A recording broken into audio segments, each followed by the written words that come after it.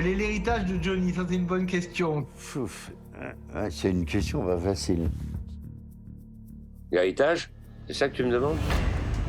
7 décembre 2017. Johnny Hallyday succombe à un cancer qui l'a terrassé en quelques mois. Sa mort marque le début de la plus grande guerre de succession du XXIe siècle. Un véritable feuilleton, digne des meilleures séries américaines. On parle de 80 millions. Pour moi, Johnny, sa vie de famille, c'était Laetitia et ses filles. Il n'a jamais été voir David sur scène. Il n'a jamais pris le temps d'assister à un concert entier de son fils. Laetitia était-elle la seule au courant? Le couple avait-il préparé son coup? Les deux enfants ont très vite compris qu'effectivement, ils avaient été mis de côté dans le cadre de cette succession. Laura a acheté l'album de son père, comme vous et moi, le soir de sa sortie. Elle n'a jamais pu l'entendre avant. Comment Laetitia a-t-elle pris autant d'importance dans la vie de Johnny? Laetitia, c'était quand même la potiche de Johnny, hein, on va pas se mentir. C'était la petite blonde, voilà, avec sa petite voix, qui énervait et qui n'était pas très intéressante. On se disait pas que derrière, c'était elle qui menait un peu la danse. Je pense que Laetitia était là pour freiner ses excès. Elle a mis beaucoup de Perrier dans son rosé. Ça, c'est très très bien. Elle a fait en sorte qu'il fume beaucoup moins de cigarettes. Comment a-t-elle écarté tous ses proches? Elle a fait en sorte d'éloigner Johnny des gens qui l'entouraient, de son premier rang de proches. Quand je suis sorti de leur vie, ils m'ont fait effacer de leur vie. On a été balayés de toutes les images. Quel était le véritable train de vie de Johnny? L'argent n'était pas un problème, c'était un puissant fond, donc il voulait quelque chose, il l'avait. Point. Les rapports de Johnny avec l'argent, c'était hallucinant. Quand tu fais les voyages avec Johnny, tu passes à Noirmoutier, veut acheter une maison. Un peu plus loin, tu passes à Nantes et là, il trouve que c'est une bonne idée d'acheter un hôtel. Quand il passait chez Harley Davidson, il commandait la moto, il disait ouais, envoyez la facture. C'est tout ce qu'il faisait. Envoyer la facture, c'était son mot préféré dans les magasins. Hein. Peut-on envisager une réconciliation? La paix entre Laetitia et Laura sera effectivement jamais possible. Saura-t-on un jour toute la vérité? Vous savez, c'est une histoire finie et je ne veux absolument plus en parler, c'est quelque chose de privé.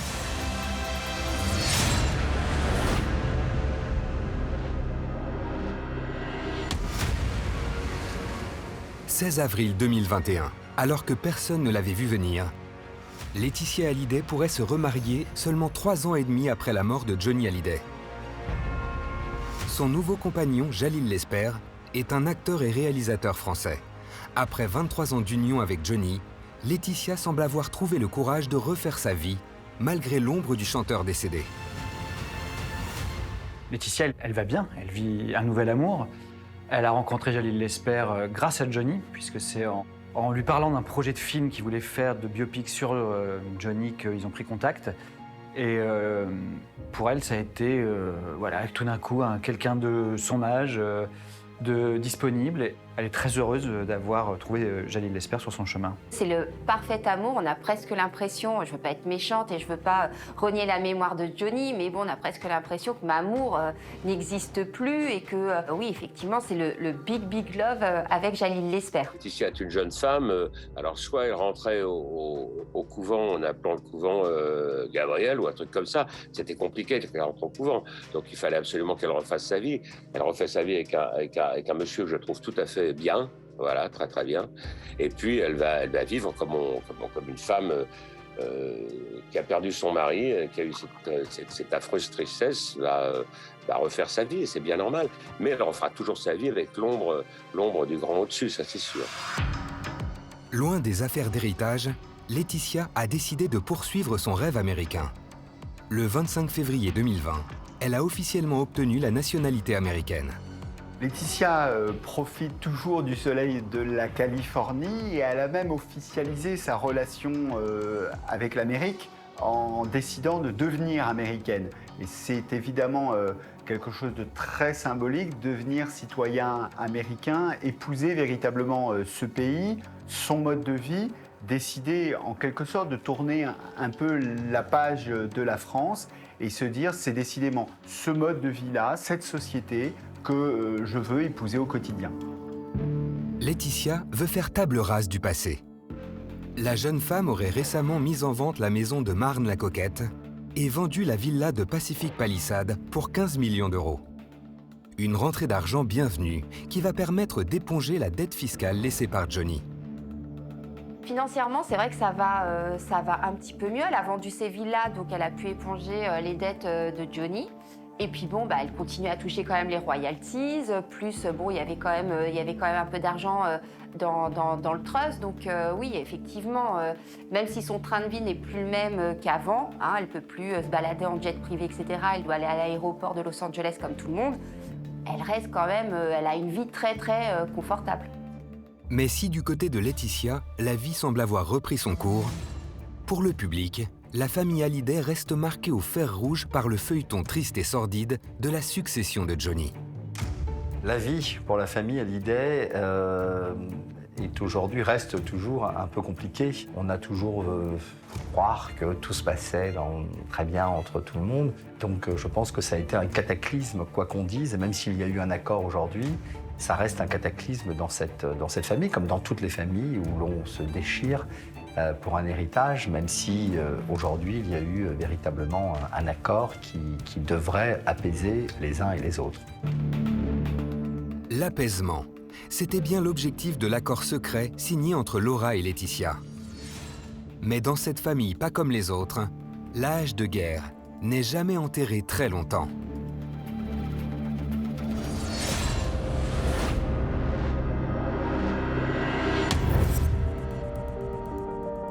Vous avez été surpris, vous, quand vous vous êtes rendu compte que vous étiez déshérité?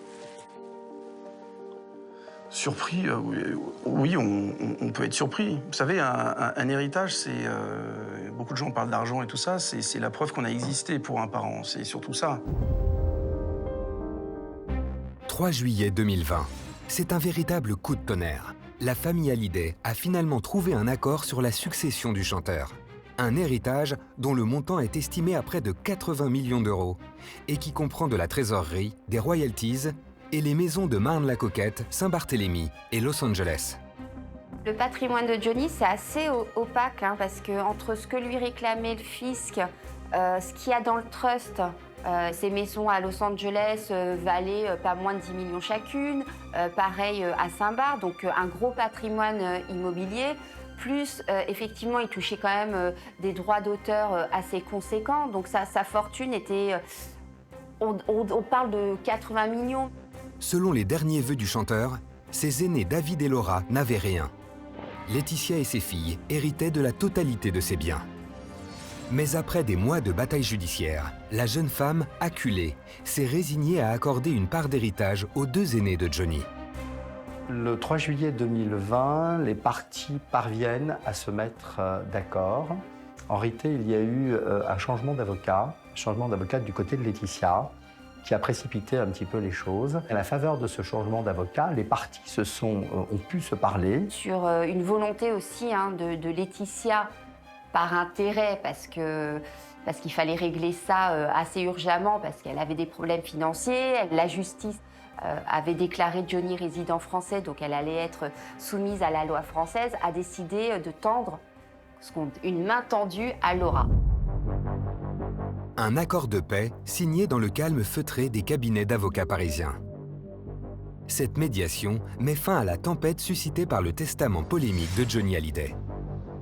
Ces accords, ils sont toujours entourés de clauses de confidentialité parce que voilà, c'est une affaire de famille, encore une fois. L'idée, c'est que après ce temps qui a été un temps de déchirement, eh bien, était venu un temps où l'exercice difficile de la compréhension réciproque a pu être mené. Il y a, comme le dit le livre de l'Ecclésiaste, un temps pour la guerre et un temps pour la paix.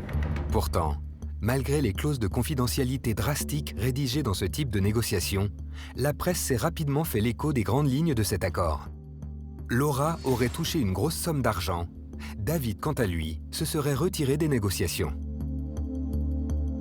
Ce qui a été conclu, c'est que Laura touche donc 1,5 million, qu'elle ait un droit de regard sur la chanson Laura, et elle a reçu aussi une guitare à laquelle elle tenait énormément. Et en échange de ça, tout ce qui était contenu dans le trust américain revient à Laetitia et ses filles. David a renoncé à tout Donc il ne demande rien, il a juste aujourd'hui un droit moral sur l'album qu'il a composé, 100%. Depuis le départ, il a dit « c'est pas l'argent qui m'intéresse ».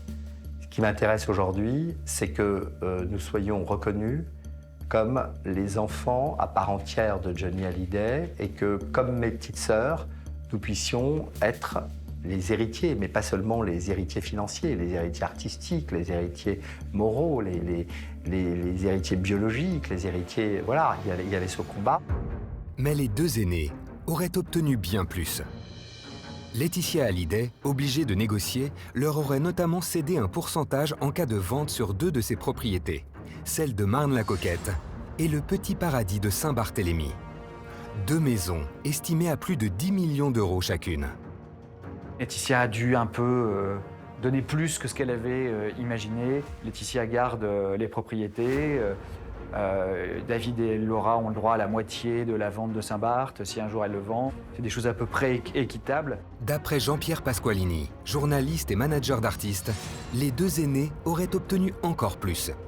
Il évoque un pourcentage sur les droits d'interprète de Johnny Hallyday, estimé à près de 2 millions d'euros par an. Je ne peux pas croire que les enfants ont laissé la manne de royauté de Johnny. Je ne peux pas croire que les deux aînés de Johnny n'aient rien à jamais sur ces enregistrements. Pour moi, c'est évident qu'il y a un accord à l'amiable et que cet accord fait des reversements sur les royautés de Johnny. Si Laetitia a fait des concessions pour obtenir cette médiation, elle a aussi décidé d'assumer seule la dette fiscale colossale laissée par Johnny Hallyday. La dette des impôts, elle est estimée parfois à 30 millions d'euros. Donc c'est des sommes qui paraissent absolument délirantes. Oui, il y a de l'argent dans le trust. Oui, il y a beaucoup de sorties. Universal continue de publier beaucoup d'argent. Il y a des revenus, donc qui seront ces ventes de disques aujourd'hui permettront de régler ça au fur et à mesure. La dette sera étalée dans le temps, mais quand est-ce qu'elle aura fini de payer? Est-ce qu'un jour il y aura un accord avec le fisc? Ça fait partie des choses qui sont en discussion. Des négociations en catimini et un accord dont les détails restent en partie confidentiels. Assiste-t-on à un changement de méthode dans la communication de la famille Hallyday? En tout cas, chacun a compris qu'il fallait mieux éviter de mettre les choses sur la place publique, qu'il fallait mieux éviter les réseaux sociaux et les effets d'annonce sur Twitter ou sur Instagram pour parvenir à une situation qui permette d'arrêter d'envenimer les choses. Parce que Laetitia était quand même extrêmement déterminée à ne pas se laisser dicter son comportement par les enfants aînés de Johnny. Laura et David étaient très remontés contre cette belle-mère qui a capté l'héritage. Or, dans un cas comme dans l'autre, ce n'était pas la réalité des choses. Il a fallu beaucoup de travail sur soi, de toutes les parties, pour comprendre que parfois le silence est effectivement d'or. Au soir du 3 juillet 2020, tout le monde espérait que cet accord soit une première étape avant une possible réconciliation. Pourtant, dans une interview donnée à Paris Match et diffusée le 16 juillet 2020, Laetitia va rompre la clause de confidentialité qui l'obligeait à ne rien révéler du contenu de l'accord. On a voulu respecter les volontés de Johnny tout en faisant preuve de justice. Que l'on propose à David de bénéficier des droits d'interprète des 2 albums sur lesquels il a travaillé avec son père, 100% et Cadillac, c'était évident. Et que Laura dispose des droits de la chanson qui porte son nom, ça allait de soi. Johnny ne l'avait pas écrit, mais c'est juste. Laetitia, elle a remis de l'huile sur le feu en dévoilant l'accord, ce qui a mis d'ailleurs furax Laura. Hein. Quand elle a parlé à Paris Match, Laetitia, pour dévoiler un peu ce qu'elle donnait, ça a rendu hystérique Laura. Laura Smet, très remontée, va prendre les devants et se rendre au micro d'RTL pour donner sa vérité, la veille de la sortie du fameux numéro de Paris Match. Je ne parlerai pas de l'accord aujourd'hui parce qu'il y a une clause de confidentialité qu'elle a rompue dans cet article de Paris Match, mais que moi je ne romprai pas parce que je n'ai pas le droit. On est évidemment très déçus.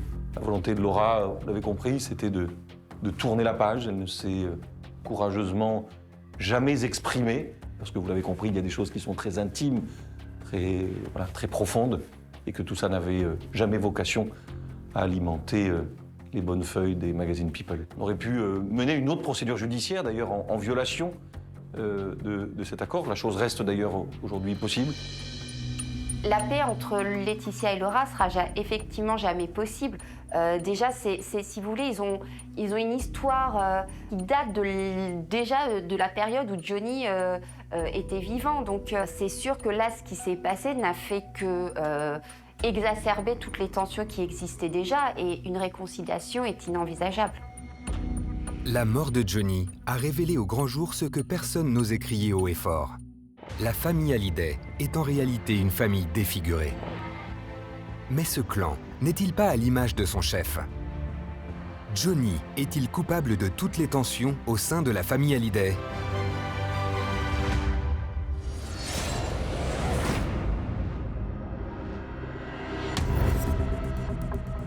Johnny Hallyday, une star que la France entière a suivie pendant plus de 50 ans. Connu pour sa voix, mais aussi pour ses exubérances, Johnny Hallyday a tout au long de sa vie dépensé des sommes folles, sans jamais se soucier du lendemain. Voiture, moto, maison, tout était à sa portée. Dès lors, une question se pose. Quel rapport Johnny entretenait-il avec l'argent? Même rapport que la reine d'Angleterre. Les rapports de Johnny avec l'argent, c'était hallucinant, quoi. Johnny, il avait un drôle de rapport à l'argent. Enfin, franchement, c'était l'argent jeté par les fenêtres. Il ne savait pas vraiment combien il avait sur son compte. L'argent n'était pas un problème et c'était un puissant fond, donc il voulait quelque chose, il l'avait. Point. Selon des témoins, Johnny dépensait entre 200 000 et 400 000 euros par mois. Mais le chanteur était complètement détaché de son argent et entouré par une myriade d'assistants qui s'occupaient de tout. Il avait sur lui des cartes de crédit, mais c'est pas lui qui faisait le code.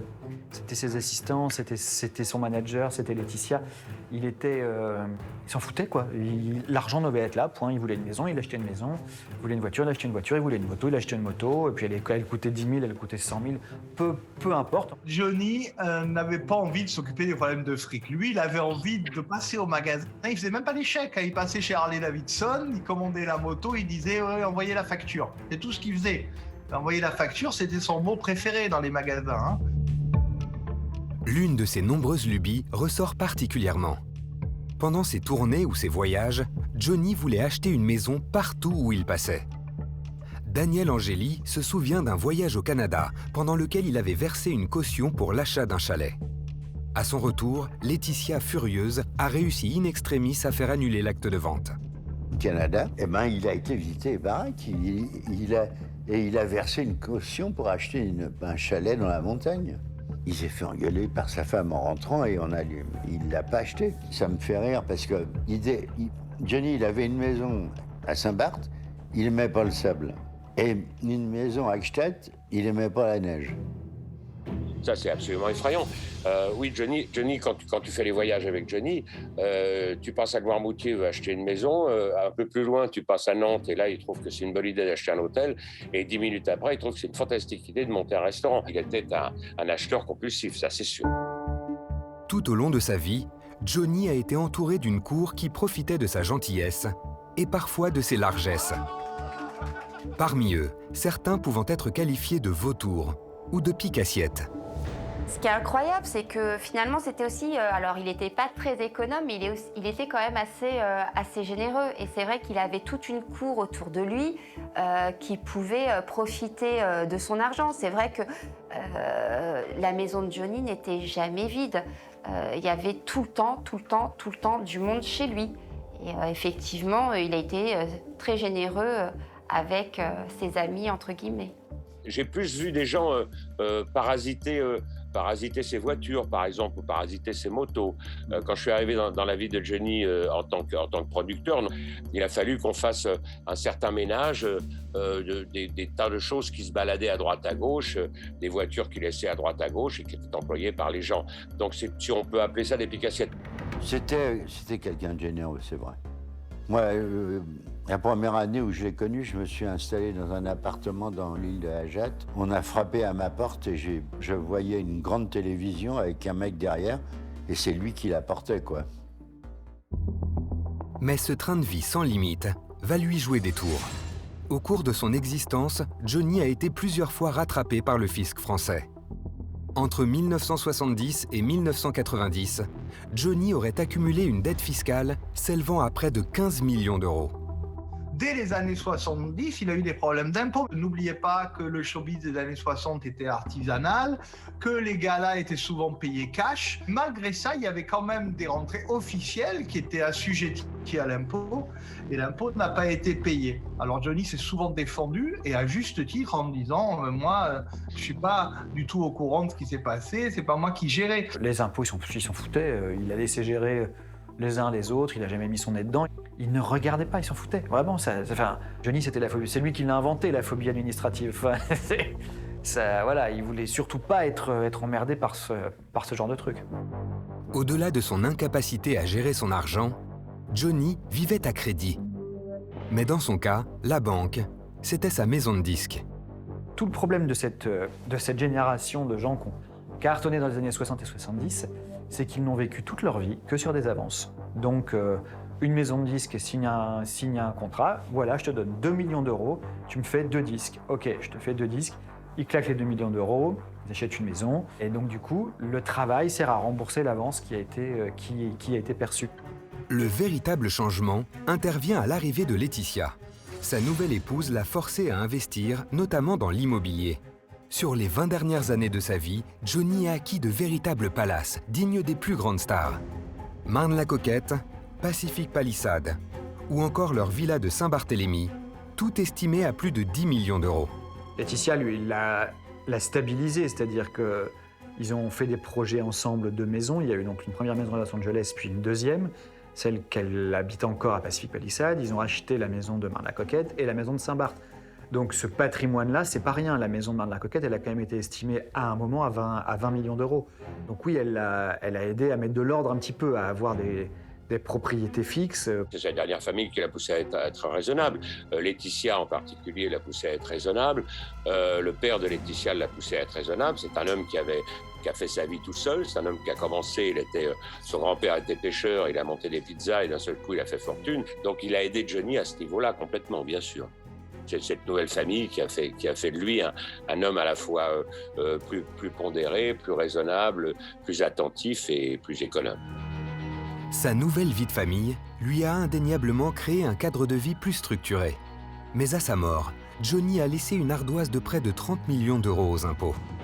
Une facture dont Laetitia va devoir assumer seule le règlement. Si elle n'est pas totalement parvenue à conjurer ses démons, dès leur rencontre, Laetitia fait office de véritable ange gardien.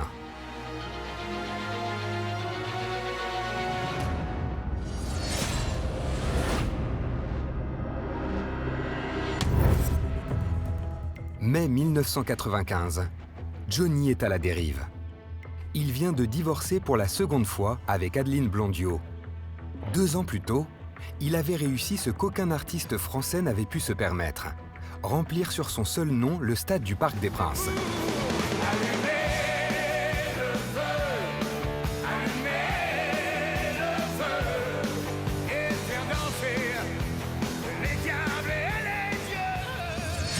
Sans projet professionnel, moralement usé et sentimentalement perdu, Johnny est au bord du gouffre. Elle le rencontre en 95, il vient de fêter ses 50 ans au Parc des Princes 2 ans plus tôt. C'est la première fois qu'un artiste français remplit seul le Parc des Princes. En fait, il ne sait plus quoi faire, ce qu'on lui propose, ça le fait chier. Les chansons l'emmerdent, il picole, il prend de la cam. Il rêve d'Amérique, il y va, mais c'est pareil, ça le fait chier. Les gonzesses, ça va pas. Enfin, il est presque à ramasser à la petite cuillère. En 95, c'est pas quelqu'un de sympathique, pas quelqu'un de facile, c'est quelqu'un d'abîmé.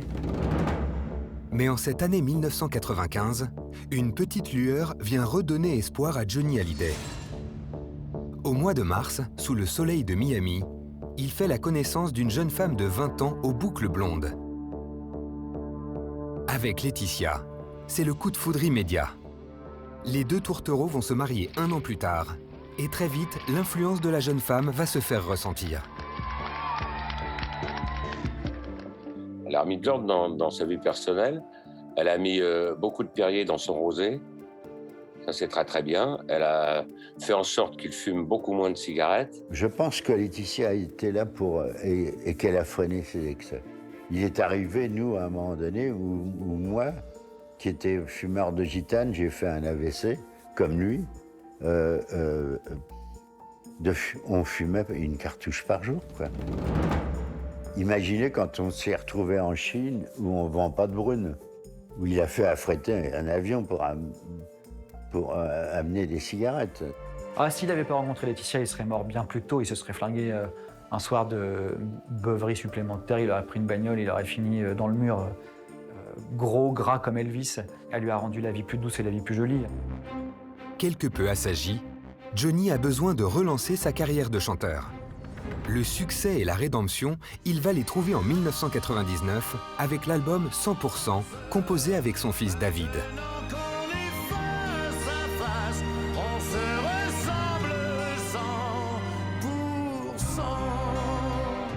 Une idée de génie qui aurait été soufflée par Laetitia.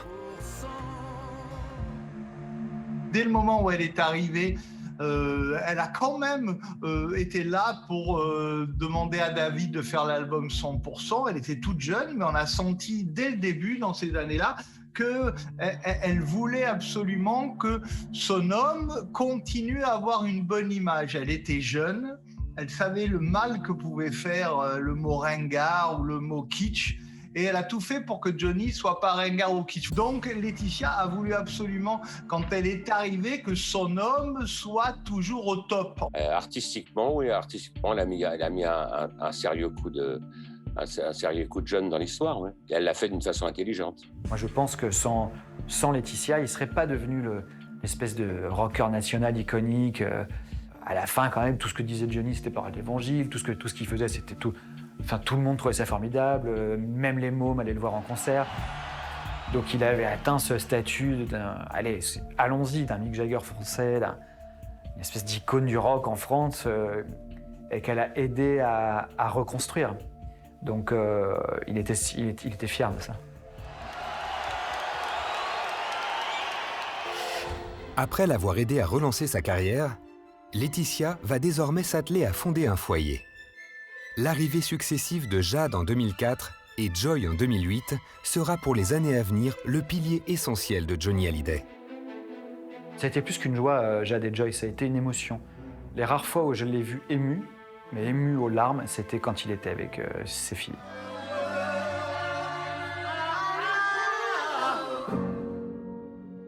Combien de fois, dès qu'elles arrivaient et tout, il disait rien, mais on voyait bien dans ses yeux que tout de suite, c'était le regard en but et tout, parce qu'il savait qu'il vieillirait pas avec elle et que ça le rendait hyper mélancolique. Et puis, il était fier quand même d'avoir au moins pu les aider. Et moi, il m'a dit une fois, tu sais, mon rêve, c'est de voir Jade grandir, tout ça. Enfin, et c'était vrai, il avait vraiment besoin de se projeter dans leur avenir. Les deux petites filles adoptives comptaient beaucoup pour lui. Il l'a dit lui-même dans plein d'interviews, qu'il n'avait pas vu grandir ni David ni Laura. Moi, je me souviens de Jean-Claude Camus qui rentrait dans la loge, qui demandait à Johnny s'il ne lui manquait rien.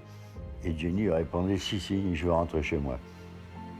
Et ça a commencé, bien sûr, parce qu'il avait autour de lui à nouveau fondé une famille, quoi. Grâce à Laetitia, qui a voulu créer un foyer, elle a retenu son homme de ses démons, sûrement, en le transformant un peu en papa gâteau. Et c'était papa gâteau, papa boulot. C'est-à-dire qu'il fallait aussi qu'il aille bosser comme un papa normal. Donc, elle lui a donné envie de faire des projets. Par-dessus tout, Johnny était extrêmement fier de son épouse. Combien de fois il est venu me voir pour me dire « Et dans ton papier, c'est bien, mais il faut que tu parles plus de ma femme. » Et c'était pas pour la mettre en valeur, parce qu'elle était en couve de match, mais qu'il avait besoin de lui dire au travers de ses déclarations dans la presse qu'il l'aimait, qu'elle était importante. Il savait qu'elle lui avait apporté ça. Puis cette phrase magique, un jour, on lui dit, je sais plus quoi, est-ce que vous pourriez sortir avec une femme de votre âge? Puis il se tourne vers Laetitia qui était derrière, puis il dit, franchement, tu bois avec une femme de mon âge? Oui, on ne le voyait pas avec une femme de son âge. Donc oui, ça l'excitait d'avoir cette jeune gonzesse à côté de lui, le côté un peu rock, tout ça, ouais, ça lui plaisait beaucoup. Laetitia, épouse modèle, mais aussi femme de courage. À plusieurs reprises, elle a su encaisser les écarts de conduite de son mari. Dans son livre, la journaliste Laurence Piot relate une scène terrible qui se déroule en 1999 sur un yacht loué par le couple. Alors que Johnny enquille un énième cocktail, Laetitia prend son courage à deux mains et vient se planter devant lui. Laetitia n'a pas le temps de finir sa phrase que Johnny l'a déjà soulevée et jetée à l'eau. Cette famille, fondée par Laetitia autour de Johnny, va se resserrer encore un peu plus à l'annonce du cancer de la star. Laetitia va endosser tous les rôles. Épouse aimante, maîtresse de maison et infirmière. En vérité, je l'ai beaucoup défendu parce que je l'ai vu agir avec mon pote quand il était très très mal, et elle s'est extrêmement bien comportée. Les autres femmes se seraient bien comportées aussi, ça n'est pas du tout ce que je veux dire, mais elle s'est très bien comportée. Je pense que Laetitia a fait tout ce qu'il fallait pour Johnny, donc j'avais d'un seul coup un vrai respect pour Laetitia, donc il était hors de question que j'accepte les soi-disant gens qui disaient que c'était un diable.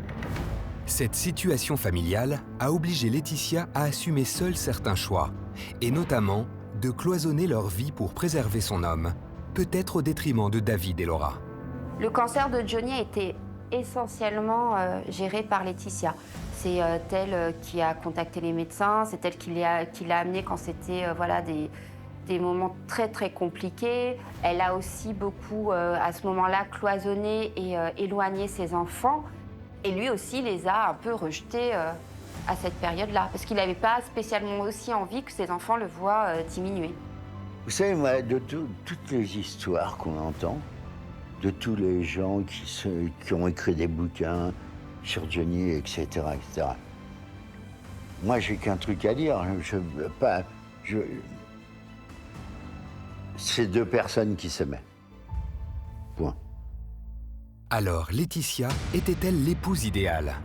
Dans le cocon familial de Saint-Barthélemy, Los Angeles ou Marne-la-Coquette, Johnny avait trouvé un havre de paix. Mais en 2009, ces vieux démons vont le rattraper, obligeant Laetitia à prendre une autre dimension dans sa vie.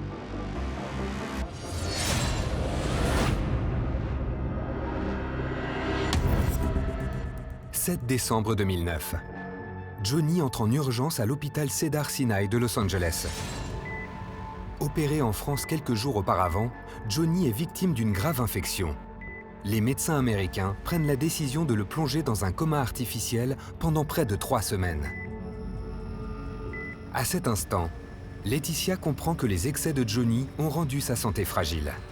Son homme n'est pas immortel. L'événement va être un tournant majeur dans leur relation. Après cet épisode, la jeune femme va officiellement prendre le pouvoir dans leur couple. Je pense qu'en 2009, effectivement, il y a des épreuves, il est fatigué, lui, c'est sa tournée d'adieu, mais ça le fait chier. Et puis, donc, il a cet accident de santé qui le plonge 3 semaines dans le coma.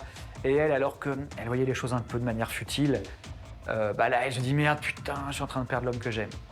Et là, il faut qu'elle s'en occupe et elle va faire le boulot. Et elle va se transformer. Laetitia a commencé à véritablement prendre le pouvoir, c'est quand Johnny a eu ses premiers problèmes médicaux.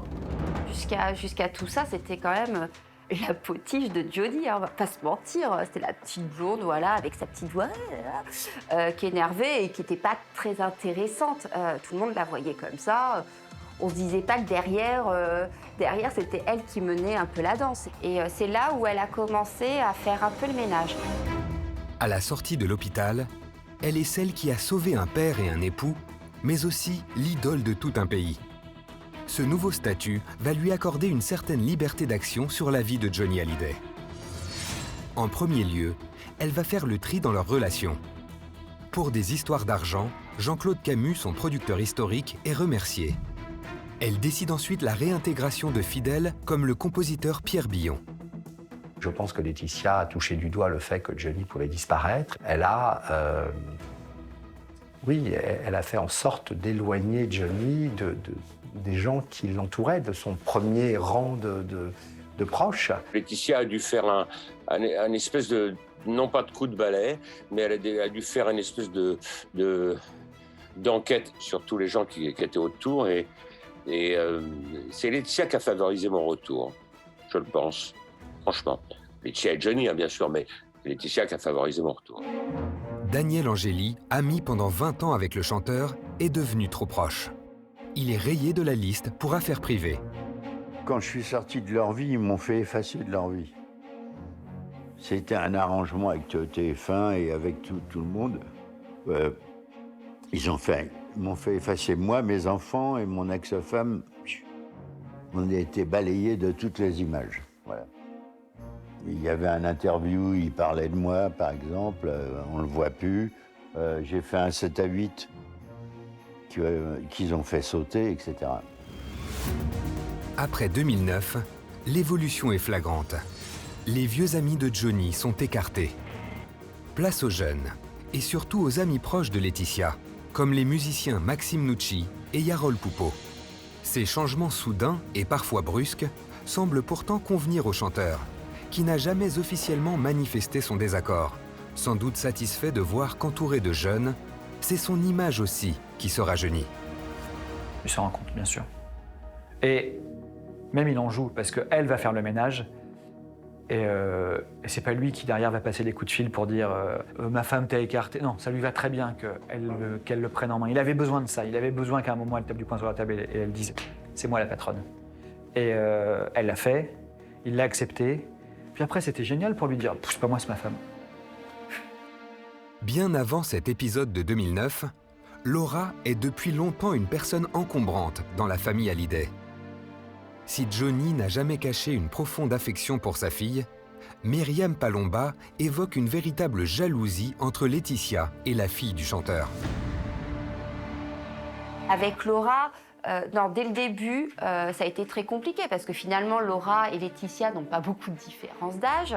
Laura était une ado compliquée.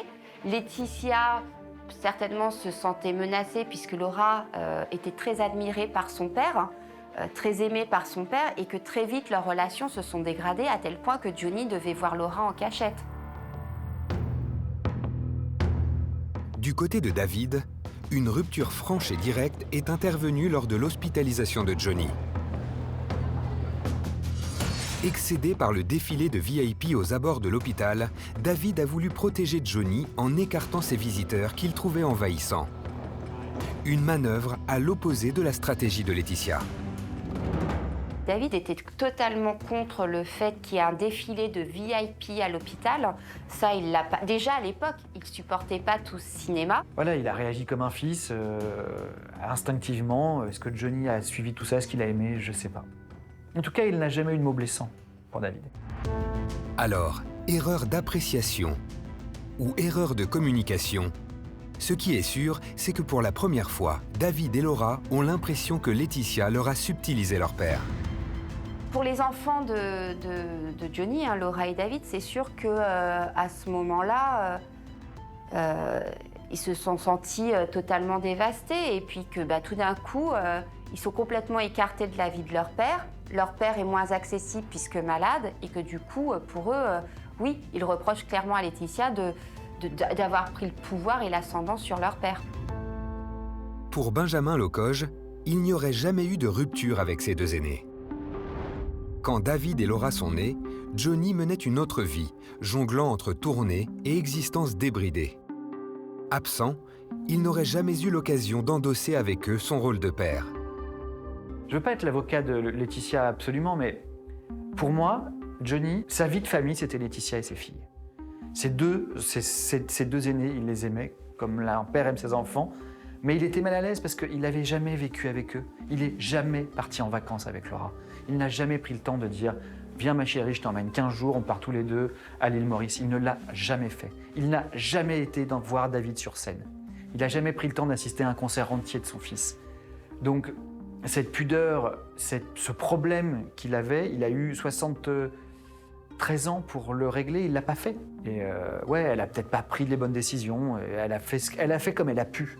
Et bon, on lui reproche ça aujourd'hui, c'est un petit peu dur. Mais aux yeux du public, Laetitia est perçue comme la méchante, celle qui a manipulé pour capter l'héritage. Une veuve noire cupide.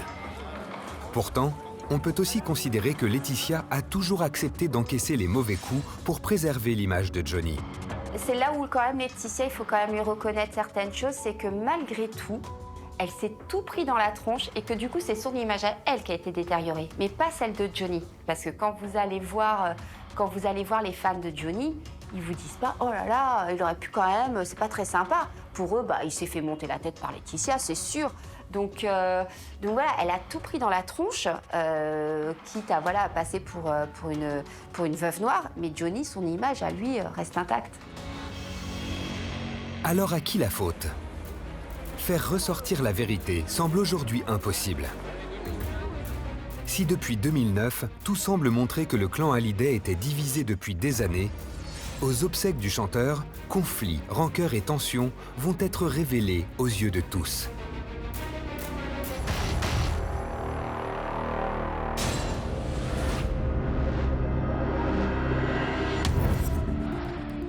« 7 décembre 2017. Enterrement de Johnny Hallyday et hommage populaire réunissant plus d'1 million de personnes. Des obsèques qui ressemblent à l'immense star qui restera dans toutes les mémoires. Tout a été imaginé dans la démesure, à l'image de ses arrivées sur scène, dont lui seul avait le secret. Les obsèques de Johnny sont uniques dans l'histoire. Aucun chanteur âgé comme Johnny, de plus de 70 ans, n'a pu avoir des obsèques du même niveau. Et une autre chose qu'ils ont faite, qui était très très bien sur cet hommage national, c'est que pour une fois, personne n'a chanté, seul le public a chanté. Donc c'était la première fois que le public était en vedette.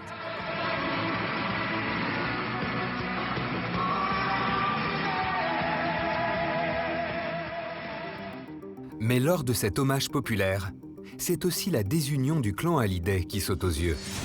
En coulisses, Laetitia a tout organisé sans consulter qui que ce soit. David et Laura ont catégoriquement refusé de se joindre au cortège qu'ils jugeaient déplacé. David le confirmera plus tard dans une interview confession. On vous a proposé de descendre avec Laetitia, Jade et Joy derrière le cortège sur les Champs-Élysées? Ouais, on m'a proposé.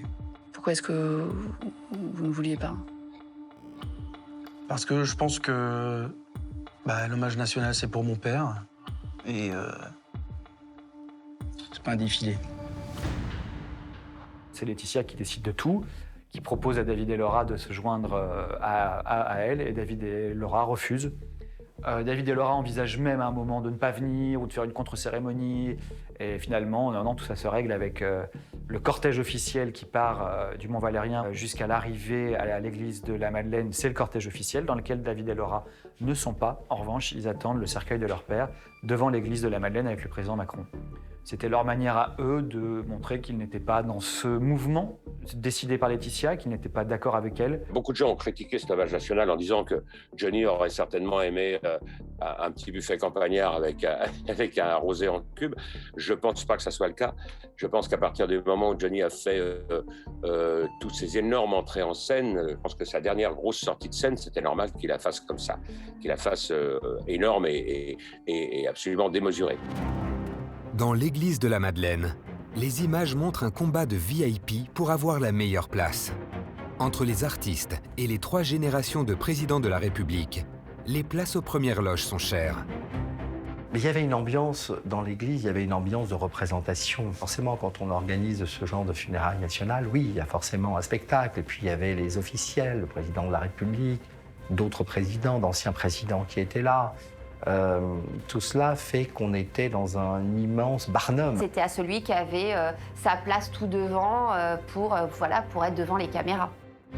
En filigrane, on devine aussi que l'allée qui sépare les 2 rangées de chaises est un véritable fossé érigé entre 2 clans. Même si on était unis à un moment devant le cercueil, je vous rappelle qu'à l'intérieur de l'église, il y avait à gauche la partie Laetitia, à droite la partie Sylvie Vartan, en gros, je schématise un petit peu, mais voilà, même les clans à l'intérieur de l'église étaient répartis. Mais pour Roland Pérez, cette histoire de répartition dans l'église est une polémique montée de toutes pièces. Je ne dirais pas que ça a été fait pour monter une scission, c'était juste pour l'organisation, il n'y avait pas de possibilité. Il fallait que les enfants et la veuve de Johnny et ses 2 petites filles soient au premier rang. Donc forcément, en étant au premier rang, il n'y a qu'un seul premier rang, on ne pouvait pas mettre tout le monde. Le carré d'or, on le sait, il n'est pas infini. Mais selon de nombreux témoins, les tensions seraient apparues bien avant ses obsèques. Lors de ses derniers instants de vie dans sa maison de Marne-la-Coquette, Laetitia aurait interdit à David et Laura de lui dire au revoir. Les enfants n'ont pas pu dire au revoir à Johnny puisqu'ils se sont rendus à Marne-la-Coquette et puis là on leur a dit que c'était pas possible, que Johnny ne voulait pas les voir. C'est Laetitia qui leur aurait dit ça et qu'elle a d'ailleurs confirmé. On sait désormais que le soir de son décès, il y avait beaucoup de gens qui étaient présents dans cette maison de Marne-la-Coquette.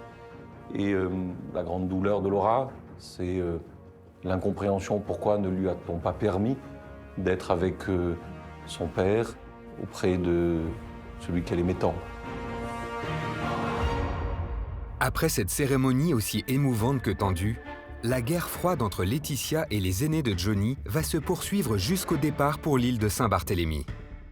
Laetitia monte dans l'avion qui emmène le corps de son époux. David et Laura ont eux choisi de voyager de leur côté. Un avion privé a été affrété par la maison de disques de Johnny pour emmener le corps, la dépouille et le cercueil à Saint-Barth. David et Laura n'étaient pas dedans. Ils ont pris un avion à part. Une fois arrivés sur l'île de Saint-Barthélemy, là où Johnny va se faire enterrer en toute intimité, on aperçoit une assemblée vêtue de blanc en plein recueillement. Mais en réalité, la tension est palpable. On avait des photos d'eux habillés en blanc pendant la cérémonie à Saint-Barthélemy sur le cimetière, ils se serraient les bras. Mais quand on creusait, nous les journalistes, et qu'on allait voir un peu plus loin que les photos qu'on voulait nous proposer, qu'est-ce qu'on découvre? Que David et Laura n'étaient pas dans la maison de Saint-Barth avec tous les invités de l'enterrement, qu'ils avaient pris une location à côté parce qu'il était hors de question de vivre avec Laetitia. Donc finalement, on savait déjà à ce moment-là, malgré les photos qu'on nous proposait, qu'entre les trois, c'était pas une grande histoire d'amour. Sur l'île, les clans se reforment. D'un côté, Laetitia et sa famille, de l'autre, David et Laura. Le ton serait même monté entre David et André Boudou, le père de Laetitia. Il y avait déjà beaucoup de rancœur avec les Boudou. Il y a même eu un conflit entre le père de Laetitia et David à ce moment-là. Donc ils se sont disputés pendant la cérémonie. Donc ça a toujours été, très compliqué.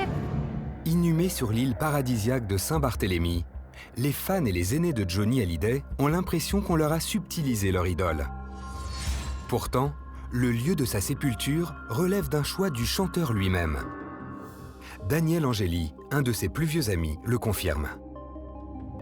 À côté du cimetière, il y a un resto qui s'appelle Jojo Burger. Et moi, quand on se baladait pour trouver des maisons où je conduisais, on passait par là. Et je lui disais, en rigolant, « T'as vu, ton resto, il est plein ?» Et il m'a souvent répondu, « T'as vu comme il est beau, le cimetière? Il faudra qu'on achète 2 places. » Il a dû me dire ça 4 ou 5 fois quand on se promenait dans Saint-Barth. Je vais dire ma pensée là-dessus, il est bien là-bas. Le 14 janvier 2020, c'est un véritable sacrilège qui se joue sur l'île de Saint-Barthélemy. Ce jour-là, la dépouille de Johnny va être déplacée de quelques mètres. D'un coup, les réseaux sociaux s'enflamment. Laura et Laetitia s'écharpent. Depuis le décès douloureux de mon père, je n'ai malheureusement jamais été consultée sur la question de sa sépulture. J'ai découvert dans la presse l'été dernier le projet de transfert. J'ai immédiatement donné mon accord sur le principe de l'exhumation. À ce jour, à part de vagues informations, aucun détail précis ne m'a été donné sur cette exhumation. Imaginer mon père exhumé dans l'improvisation serait un nouvel affront à sa mémoire. Johnny repose enfin dans sa dernière demeure sur l'île de Saint-Barthélemy.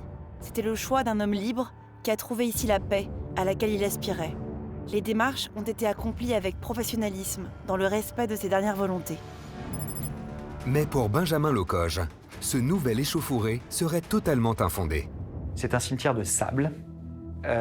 Donc le premier caveau a été fait de manière provisoire. Et il fallait attendre que la concession d'à côté soit libre pour pouvoir faire un caveau en dur. Donc la concession a fini par être libre et ils l'ont acheté. Ils ont fait un caveau en dur. Le cercueil était déplacé de là à là. Il y a eu 0 photo, aucun témoin. C'est un travail qui a été fait par les pompes funèbres locales. Il n'y a même pas matière à débat. Par contre, il y a matière à s'agiter sur les réseaux sociaux, aussi bien du côté Laura que du côté Laetitia. Laura disant « oui, c'est dégueulasse, on touche à la dépouille à mon père ». Laetitia disant « ça y est, Johnny repose dans sa dernière demeure ». En vrai, ça ne devrait même pas faire l'objet d'une information, d'une news, ou voilà, c'était juste pour des raisons pratiques. Polémiques inutiles, rancœurs tenaces et tensions qui sautent aux yeux de tous, la disparition du chanteur est un véritable bouleversement pour la vie de ses proches, qui se retrouvent sans chef de meute. C'est de la maladresse d'un côté comme de l'autre, c'est des années d'incompréhension, et puis tout explose au moment où le personnage central décède. Toutes ces rancœurs ressortent d'une manière fulgurante et violente. Johnny Hallyday aurait-il pu mieux gérer sa sortie?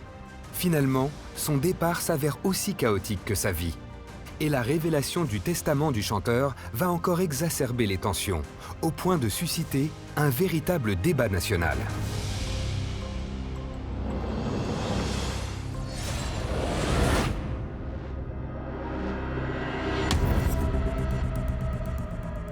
« 5 décembre 2017. Il est 22h. Johnny Hallyday est décédé dans sa maison de Marne-la-Coquette, entouré de Laetitia, ses filles et quelques proches. Le cancer a eu raison de lui. Si la tristesse et les larmes sont de rigueur, une question parcourt toutes les têtes. Comment Johnny a-t-il organisé son héritage? Johnny est mort le 5 décembre à 22h.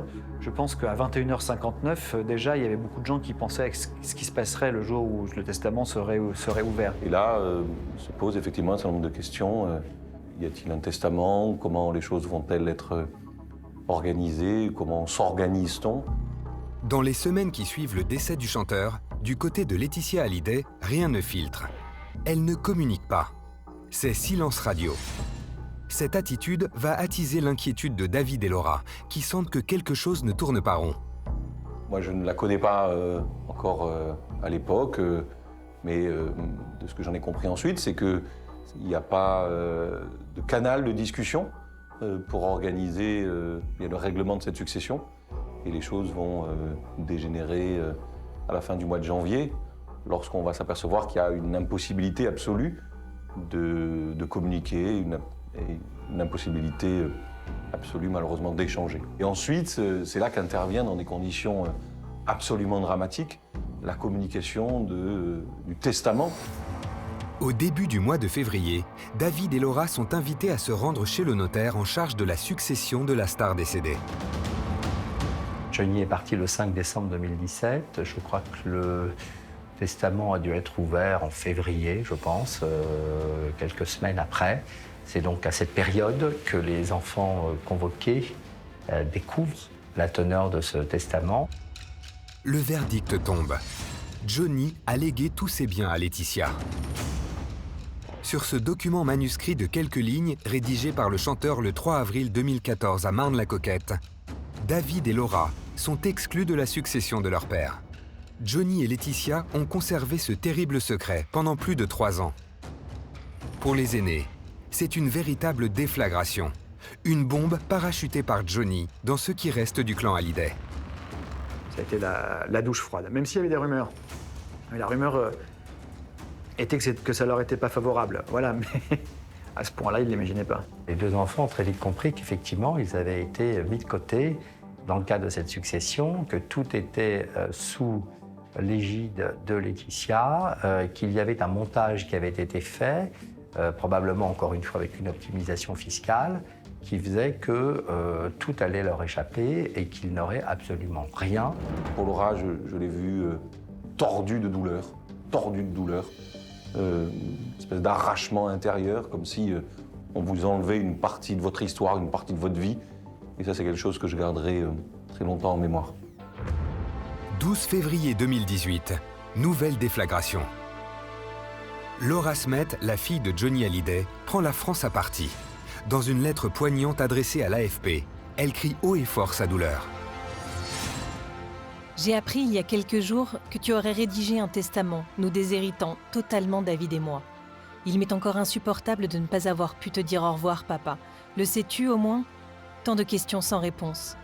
J'ai choisi de me battre. J'aurais préféré que cela reste en famille. Malheureusement, dans notre famille, c'est comme ça. Au-delà d'une histoire d'argent, La France ressent dans cet écrit le déchirement d'une fille qui a le sentiment de ne jamais avoir existé aux yeux de son père. Laura, c'est le cri du cœur.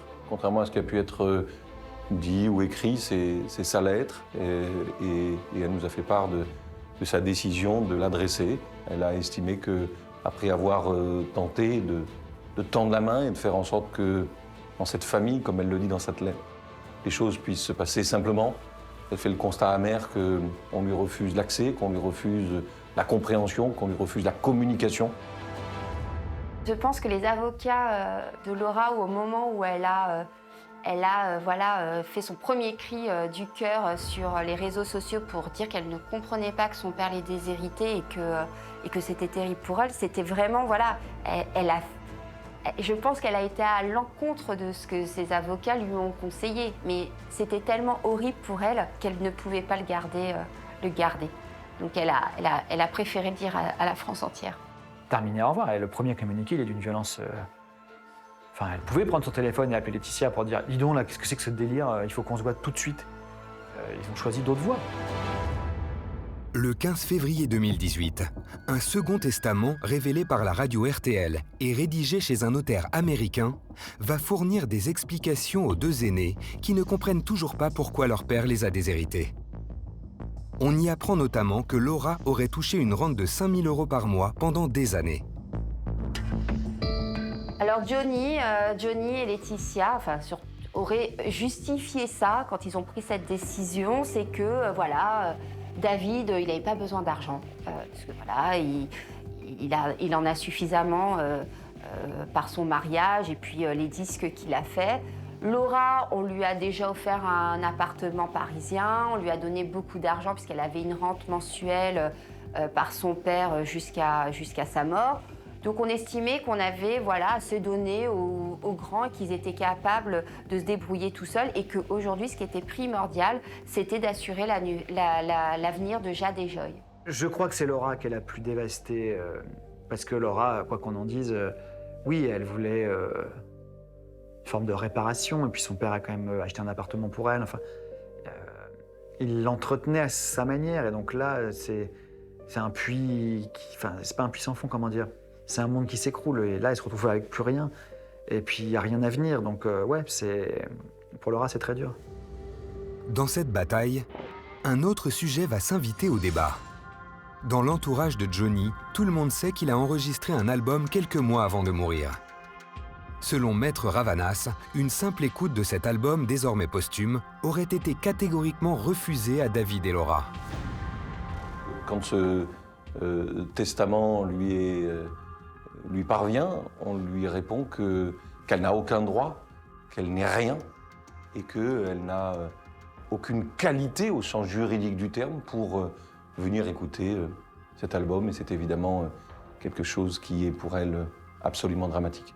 Ce sont des artistes. David est un compositeur merveilleux, donc il était touché de ne pas pouvoir écouter donner son avis. Est-ce que c'était le bon moment pour sortir ce disque? Dans quelles conditions ce disque a été sorti, a été enregistré? Quelles ont été les chansons? Il voulait donner son avis. On savait que, effectivement, les chansons avaient été enregistrées, qu'il y avait un certain nombre de choses qui avaient été mises en place, mais nous ne savions pas l'avancement exact. Et en fait, on l'a découvert au fur et à mesure de la procédure grâce aux éléments fournis par Warner. C'est une situation absolument invraisemblable. Et Laura a acheté l'album de son père, comme vous et moi, le soir de sa sortie. Elle n'a jamais pu l'entendre avant. Jamais. Imaginez cette souffrance, ce que peut représenter cet arrachement. C'est quelque chose qui, pour elle, restera longtemps gravé dans sa mémoire, tellement c'était un moment difficile et un moment douloureux. David et Laura savaient-ils qu'ils allaient être déshérités? Et surtout, s'étaient-ils préparés à se lancer dans un tel combat? Ils savaient qu'il y aurait probablement un combat parce que rien n'avait été dit. Ils n'avaient jamais parlé avec leur père puisque les derniers moments, les derniers mois, les relations étaient extrêmement compliquées. D'abord, il était très affaibli, c'était pas le moment de parler de cela. Mais ils sentaient que quelque chose se préparait, qu'il se tramait. Il y avait quelque chose, il n'avait rien, il n'avait aucune certitude, mais probablement il sentait que quelque chose allait se tramer et qu'on allait inévitablement, puisqu'on parlait de testament, c'est qu'il y avait eu des volontés qui avaient été mises noir sur blanc et on se doutait qu'elles ne seraient pas forcément compatibles avec ce qu'imaginaient les enfants. À la fin du mois de février, tout le monde a joué carte sur table. Les deux clans sont en ordre de bataille et c'est désormais devant les tribunaux que la succession de Johnny va se régler.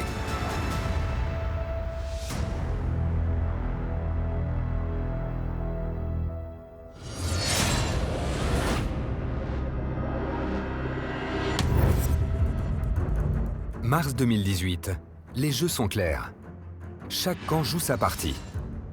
D'un côté, David et Laura rejettent le testament rédigé par leur père et veulent faire valoir leurs droits devant la justice française. L'objectif officiel était de récupérer une partie de l'héritage de leur père, qui a été soi-disant capté par Laetitia dans son intégralité, et donc de la mettre au pilori sur la place publique pour qu'elle soit obligée de déclarer son mari résident fiscal français pour que la loi française s'applique à l'héritage. Donc ses enfants touchent la moitié de ce qu'il avait. De l'autre côté, Laetitia entend aller jusqu'au bout pour faire respecter les dernières volontés de son époux, Johnny Hallyday. Alors au début, Laetitia, elle essaye de défendre la mémoire de Johnny. Elle dit, moi Johnny m'a confié ça, je ne fais que établir les volontés de Johnny. C'est-à-dire que je ne vais pas à son encontre, c'est ce que Johnny a voulu, donc je ferai tout. Dès le départ, elle dit, je ferai tout pour que les vœux de Johnny soient réalisés. Et ses vœux, c'est ça, c'est de déshériter Laura et David. Dans cette affaire juridiquement complexe, l'essentiel tourne autour d'une simple question. Johnny était-il résident français à sa mort? Et donc, le droit français peut-il s'appliquer pour sa succession? Le débat mérite d'être posé, car en France, il est légalement interdit de déshériter ses enfants, ce qui n'est pas le cas aux États-Unis. On conteste qu'effectivement un testament de droit américain puisse venir régir la succession d'un Français décédé en France, ayant bénéficié d'un hommage national en France, avec les mots que chacun sait. Et donc nous disons que ça, c'est insupportable et que c'est en réalité une manœuvre qui est destinée à priver les enfants de leur part dans la gestion de l'œuvre de leur père, les priver d'une part de la succession de leur père. C'est une forme de reniement extrêmement fort et que ça n'est pas acceptable et c'est l'objet des procédures judiciaires que nous lançons.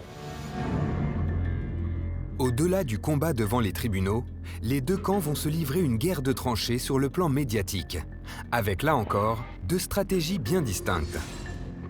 David et Laura, persuadés d'avoir le droit pour eux, vont s'abstenir de communiquer, tandis que Laetitia, acculée, se doit de contre-attaquer. Mais son retour médiatique le 12 avril 2018, avec une interview accordée au journal Le Point, va s'avérer maladroite. Quand la bombe a explosé en février, Laetitia n'a rien dit. À mon avis, elle a mal géré parce qu'ils ont fermé les portes avec la presse. Et après, elle a choisi de faire un grand entretien dans Le Point pour présenter la femme qu'elle est, pour raconter 40 ans d'histoire avec Johnny. Est-ce que c'était la bonne stratégie? Moi, je ne pense pas. Elle s'exprime de manière très large et notamment en donnant cette fameuse interview au Point dans laquelle elle dit... vous savez, lorsque je me suis marié avec Johnny Hallyday, je me suis marié avec la Tour Eiffel, je me suis marié avec la France. Et je me souviens que ces indications, en réalité, correspondaient exactement à ce que nous disions.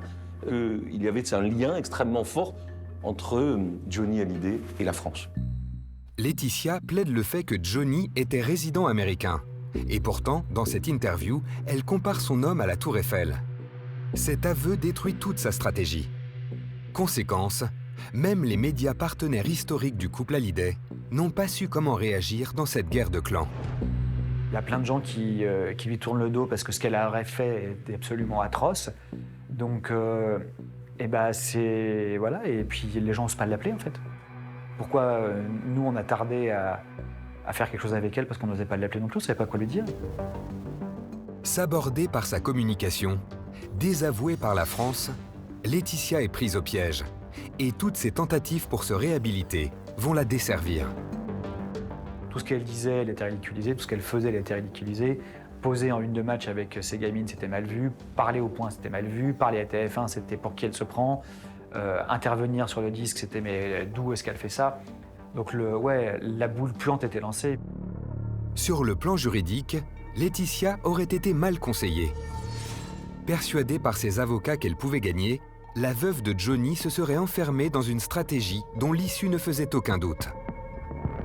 J'imagine qu'elle était convaincue, ou plus exactement, on l'avait convaincue, Laetitia, que la chose passerait, ou en tout cas pourrait passer, comme une lettre à la poste, et que, effectivement, elle pourrait, seule, à la faveur d'organisations juridiques très complexes, qu'elle pourrait, si je puis dire, seule, être à la tête de la gestion, du devenir de cette œuvre immense.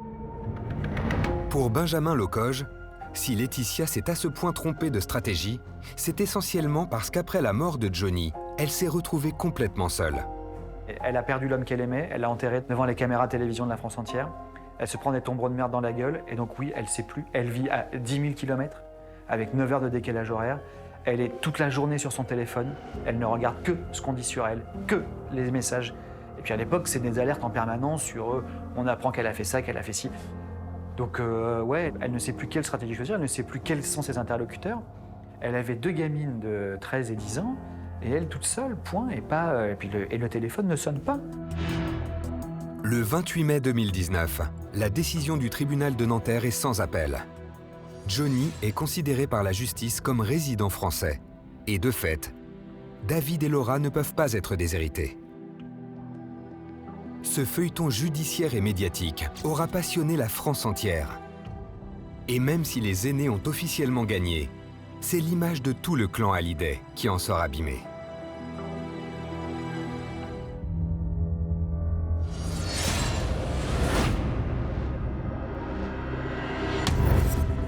Après des mois d'invectives et de coups bas au sein de cette famille pas comme les autres, l'accord signé le 3 juillet 2020 marque la fin d'une des plus grandes guerres de succession du XXIe siècle. Dès lors, une question se pose. Y a-t-il un gagnant dans cette histoire? Je suis pas sûr qu'il y ait beaucoup de gagnants dans cette affaire. Ce qui me rassure, c'est que je vois que les disques posthumes continuent à se vendre. Donc Johnny était aimé, peu importe ce qu'il a fait. Après, Laetitia, David, Laura, je suis plus sceptique. Aujourd'hui, le clan Hallyday paraît plus divisé que jamais. Mais peut-on imaginer un jour voir cette famille réunie?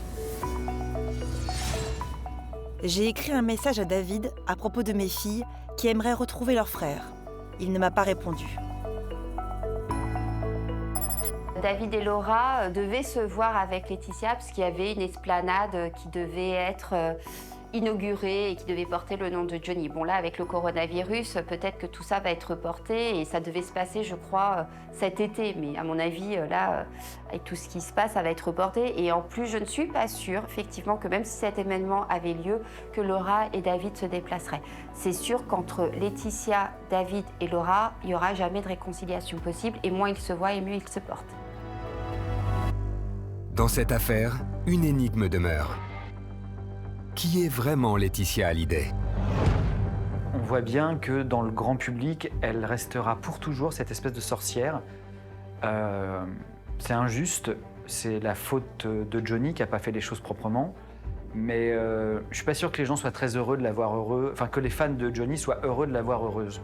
Elle générera toujours des réactions à la fois très sympathiques et des réactions très, très antipathiques. Laetitia de ce qu'on a pu en voir de l'extérieur, n'a jamais révélé qui elle était vraiment. On a toujours eu l'impression, peut-être une fausse impression d'ailleurs, qu'elle jouait un rôle. Et encore aujourd'hui, je pense que même l'image qu'elle donne à travers la presse People n'est pas révélatrice du personnage qu'elle est réellement. Est-elle beaucoup plus intelligente qu'on l'imagine? Est-elle plus manipulatrice qu'on ne l'a pu penser? Est-elle moins? Est-elle plus naïve? Je pense que c'est une femme qui renferme beaucoup de mystères.